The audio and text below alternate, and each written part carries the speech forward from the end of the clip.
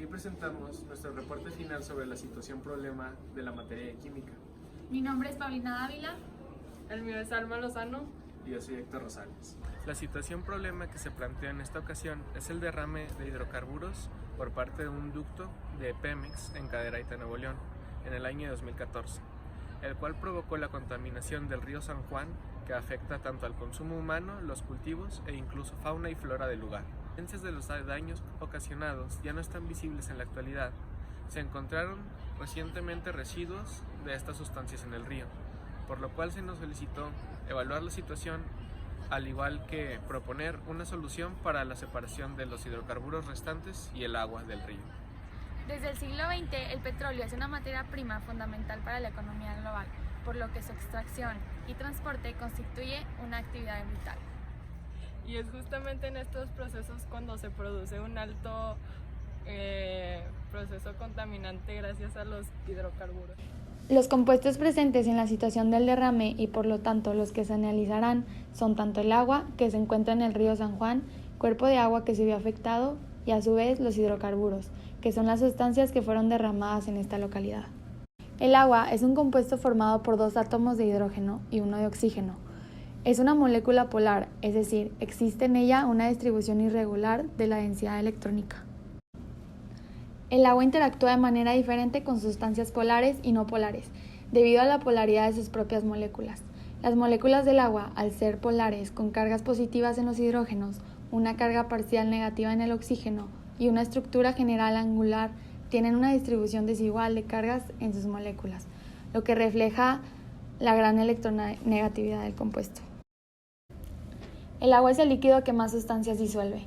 Esta propiedad se debe a su capacidad de formar puentes de hidrógeno con otras sustancias, ya que éstas se disuelven cuando interactúan con las moléculas polares del agua. Su densidad es uno de los parámetros más importantes del agua, puesto que de ella depende toda la circulación del agua y las corrientes. Sus puntos de congelación y ebullición son de 0 y 100 grados centígrados, los cuales suelen ser fijos. El agua pura, sin ningún otro componente, tiene una densidad de 1 kilogramo sobre litro. Tiene una viscosidad de 1 por 10 a la menos 3 newton por segundo sobre metro cuadrado en 20 grados centígrados. La volatilidad del agua depende de la presión y de su temperatura. Cuanto mayor sea la presión de vapor a una temperatura determinada, mayor es la volatilidad y menor es la temperatura de ebullición. Ya. La fórmula química del agua es H2O, por lo que tiene 2 hidrógenos y 1 oxígeno. El oxígeno tiene 6 electrones de valencia y el hidrógeno tiene solo 1.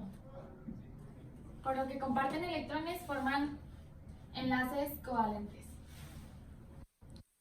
Se puede representar igual de esta manera. Podemos ver que el oxígeno tiene 2 pares de electrones no enlazantes. De igual manera, tiene una geometría molecular tetraédrica, que se representa de esta manera. Las fuerzas intermoleculares presentes en el agua se conocen como puentes de hidrógeno o enlaces de hidrógeno.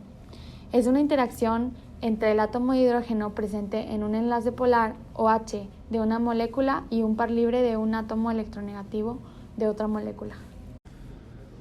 El petróleo se compone principalmente de hidrógeno y carbono. Además, contiene compuestos orgánicos como oxígeno, nitrógeno, azufre y aceites mezclados con agua salada.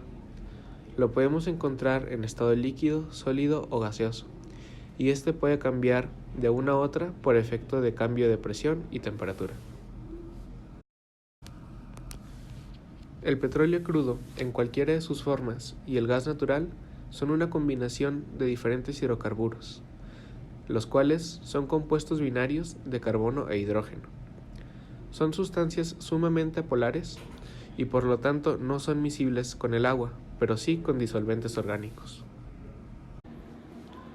Los hidrocarburos más conocidos son el metano, etano, propano y butano, formados por cadenas de 1, 2, 3 y 4 carbonos, conocidos como de cadena corta. Los hidrocarburos de cadena larga constan de 5 o más átomos de carbono y reciben su nombre según el número de ellos: pentano, hexano, octano, etc. Son líquidos utilizados en la fabricación de solventes, a los cuales se puede tener acceso mediante ambientes industriales o incluso domésticos. Entre ellos puede haber diferencias específicas de toxicidad, como la polineuropatía producida por exposición al hexano. La polaridad de los hidrocarburos es una característica muy favorable para la solución de la problemática, puesto que, aun y cuando el agua es un disolvente muy efectivo, los hidrocarburos, al no ser miscibles en ella, facilitan el proceso de separación entre estos dos compuestos. Algunos de los constituyentes del petróleo son sólidos a temperaturas ordinarias de la Tierra, pero la aplicación del calor puede producir una pequeña elevación de la temperatura que hará que tomen la forma líquida. Aumentando el calentamiento hasta el punto de ebullición, se convertirán en gases y vapores. Es importante saber que los hidrocarburos tienen una alta solubilidad cuando son cadenas cortas. Además, la densidad aumenta también cuanto mayor sea la molécula, pues al ser mayores las fuerzas intermoleculares, lo serán también las cohesiones intermoleculares, lo que se traduce como un aumento de la proximidad de las moléculas, y por ello de la densidad. Los hidrocarburos de alta viscosidad fluyen con dificultad, mientras que aquellos con baja viscosidad son altamente móviles. Las viscosidades disminuyen a temperaturas mayores, de manera que la temperatura del agua de mar y el grado al cual el hidrocarburo que absorbe el calor del sol son considerables importantes para el efecto de la viscosidad. Al igual que el agua, la volatilidad depende de la presión y la temperatura. Cuanto mayor sea la presión del vapor a una temperatura determinada, mayor es la volatilidad y menor es la temperatura de ebullición. El punto de ebullición aumenta a medida que aumenta el tamaño del alcano. Esto se debe a que las fuerzas intermoleculares son mayores cuando la molécula es más grande. Aun cuando los hidrocarburos no son solubles en el agua, el derrame de estos sigue teniendo serios efectos en los cuerpos de agua, como el río donde se derramaron, puesto que el vertido de petróleos y otros hidrocarburos producen la disminución del contenido de oxígeno, aparte de sólidos y sustancias orgánicas e inorgánicas. El petróleo derramado en cuerpos de agua, de manera natural o sin la interacción del ser humano, se evapora o es degradado en un proceso realizado por bacterias. Sin embargo, este es sumamente lento en las aguas calientes y mucho más en las aguas frías.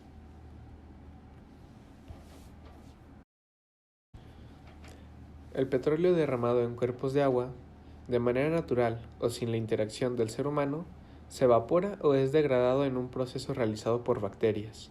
Sin embargo, este es sumamente lento en las aguas calientes y mucho más en las aguas frías.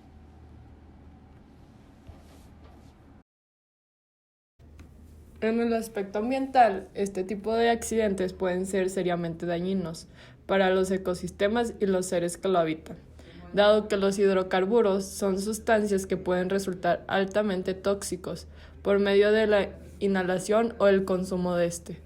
Además de que el ambiente marino puede disminuir significativamente la entrada de luz a los cuerpos de agua como ríos u océanos, afectando gravemente a los seres que aquí habitan.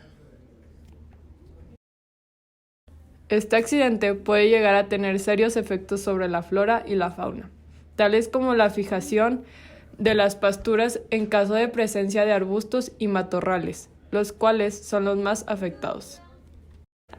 Además, los hidrocarburos, al formar con el agua una capa impermeable, provocan que se vea obstaculizado el paso de la luz solar que utiliza el fitoplancton para realizar el proceso de la fotosíntesis. Interfiere el intercambio gaseoso, cubren la piel y las branquias de los animales acuáticos, provocándoles la muerte por asfixia. Los hidrocarburos orgánicos volátiles matan inmediatamente a varios tipos de organismos acuáticos. El derecho al medio ambiente se instituyó en el texto del artículo 4 constitucional en 1999, estableciendo que Toda persona tiene derecho a un medio ambiente adecuado para su desarrollo y bienestar. El 28 de junio de 1999 se publicaban en el Diario Oficial de la Federación las reformas a los artículos 4 y 25.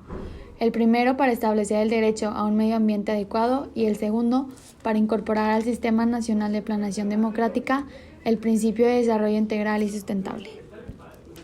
El cuidado del ambiente es una responsabilidad compartida que requiere el involucramiento y apoyo de la ciudadanía. Solo participando activamente podemos hacer que nos garantice ese derecho. Corresponde a los gobiernos municipales, en su ámbito de competencia, impulsar acciones que contribuyan a garantizar ese derecho fundamental para sus habitantes. El derecho al agua y el derecho a un medio ambiente sano debe ser garantizado por el Estado mexicano. De acuerdo a la legislación internacional y nacional vigente, se debe de hacer lo siguiente. El derecho al agua y el derecho a un medio ambiente sano debe ser garantizado por el Estado mexicano. De acuerdo a la legislación internacional y nacional vigente, se debe de hacer lo siguiente. Número 1. Se debe revisar la operación de la planta tratadora de aguas residuales. Número 2. Realizar estudios de calidad del agua conforme a las regulaciones de las normas oficiales mexicanas aplicables, a lo largo de todos los cauces naturales y acequias a través de los cuales la PTAR efectúa descargas hacia el río San Juan. Número 3. Realizar estudios de calidad del agua conforme a las regulaciones de las normas oficiales mexicanas aplicables, en todos los acuíferos subterráneos, pozos de agua utilizados para consumo humano y ganado, ubicados en las comunidades del municipio de Cadereyta Jiménez. Número 4. Realizar estudios de calidad del aire en el territorio del municipio de Cadereyta Jiménez, que permitan conocer las concentraciones de contaminantes en este componente y las relaciones que estos tengan con la operación de la refinería Héctor R. Lara Sosa. Número 5. Desarrollar e implementar un sistema de monitoreo ambiental a través del cual se informe del estado ambiental de ecosistemas de manera accesible a toda la población. Por último, consideramos que no se ha respetado el derecho al agua y el derecho a un ambiente sano para nuestra comunidad. Al contrario, fue una gran afectación para todos, no solo en la contaminación del agua, incluso ha ocasionado daños en la atmósfera, afectando la calidad del aire de nuestro entorno. Es realmente apremiante realizar un proceso por el cual sea posible la separación de estos compuestos de una manera más rápida y efectiva de lo que sería el proceso natural. Para esto, el equipo propone como solución, para tratar el problema del derrame de Río San Juan, llevar a cabo un proceso, una ingeniosa estrategia planteada por investigadores del Instituto Tecnológico de Massachusetts, MIT, donde un equipo desarrolló un novedoso método para la separación del agua y petróleo. Este método, desarrollado por el equipo del MIT, utiliza una serie de membranas con una estructura jerárquica de los poros. Dichas membranas combinan una fina capa de nanoporos con una capa delgada de microporos para limitar el paso del material no deseado, mientras a su vez proporcionan rigidez suficiente para soportar la alta presión y la alta producción. Estas membranas pueden ser elaboradas con propiedades hidrófilas para que sus poros atraigan el aceite y repelan el agua, con lo que se facilitará la extracción de los hidrocarburos que se encuentran en el río. Dado que los hidrocarburos recubren eventualmente la superficie interior de los colectores cuando se evapora el agua, cuando el agua evaporada se separa del colector, el agua puede incluir todavía porciones significativas de hidrocarburos. En dichos sistemas, típicamente, el agua se descarga al mar, mientras que los sólidos y los hidrocarburos sedimentan juntos y se descargan juntos. Frecuentemente, estos recipientes de retención son grandes, ocupan un espacio significativo cuando el espacio es muy valioso, y no proporcionan una separación adecuada del agua y de los hidrocarburos y sólidos. Los investigadores de Massachusetts realizaron experimentos mostrando la efectividad de las membranas separando nanoemulsiones mientras mantenían su integridad a alta presión. Dicho equipo utilizó varias técnicas para probar su eficiencia, demostrando más de un 99% de efectividad en la separación del agua e hidrocarburos. Como podemos observar en el video, las gotas de agua, las cuales se encuentran en color azul, suspendidas en el aceite, sobre la membrana desarrollada por el equipo de investigación del MIT, pueden ser separadas gracias a los poros pequeños de la membrana con el recubrimiento especial que atrae el agua y repele el aceite. Dichas gotas son reducidas por su paso por la membrana, dejando atrás aceite puro, con lo cual puede ser altamente factible la separación de los hidrocarburos y el agua del río San Juan, en el caso del derrame. Por ejemplo.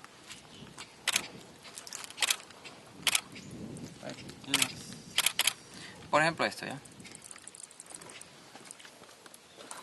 Ahora, este es uno de los aceites quemados más difíciles porque es aceite de vehículo. Es muy complejo, es más complejo que el petróleo. Por eso es que tiende a dispersarse, porque tiene hasta gasolina de aquí. Y tiene detergentes. Tiene detergentes.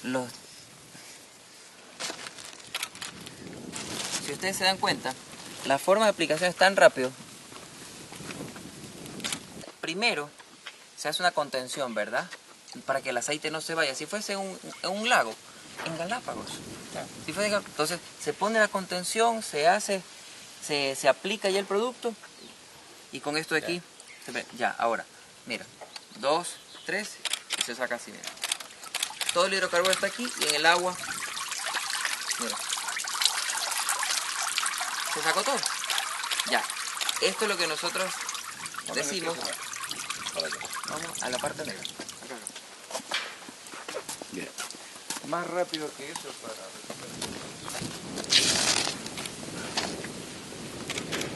Entonces, ninguna emergencia se la maneja de esta manera. Bien. Ahora, pero si se dieron cuenta ustedes, está recuperado el 99.9% de una emergencia de un derrame. La iridiscencia al ser evaporada por el sol no es ya un problema, ya no es un problema. Entonces, porque al momento se dieron cuenta, hemos puesto el PMC y hemos retirado, la forma de encapsular fue inmediata. Cuando tienes una mancha muy grande, la forma de trabajo es, se aplica el producto, se ponen unas mallas tipo pesca de arrastre, como que estuviesen pescando atún, pero con una malla muy finita de 2 milímetros. Tiene los flotadores en la parte alta, eso nos va a permitir que la malla se hunda y la malla puede tener 2 metros hacia abajo o 1,50 m, no hay ningún problema. El bote la lleva, la malla puede tener más de 100 metros, eso no es problema de la malla. Entonces cerca lo que ya está encapsulado, cierra la contención y una grúa la puede levantar. Y a lo que ya está levantando, la grúa está en las gabarras, que son los brazos hidráulicos, lo levantan y eso ya comienza a dejar en la gabarra para poner esto en sacos o poner eso. El otro método que estamos desarrollando, que es muy similar, que esté dentro de la gabarra, está en las mallas puestas y por bombas por succión se está sacando el hidrocarburo, pasa por la malla, me deja el PMC encapsulado con el hidrocarburo y el agua regresa a la contención. Entonces como procedimiento es rapidísimo. Entonces ahora las emergencias con derrames de hidrocarburos sobre agua, hidrocarburos significa petróleo, aceites dieléctricos, diésel, se solucionan ya muy rápido. Con una ventaja, esto es ecuatoriano. Por eso el eslogan de nosotros es de Ecuador para el mundo.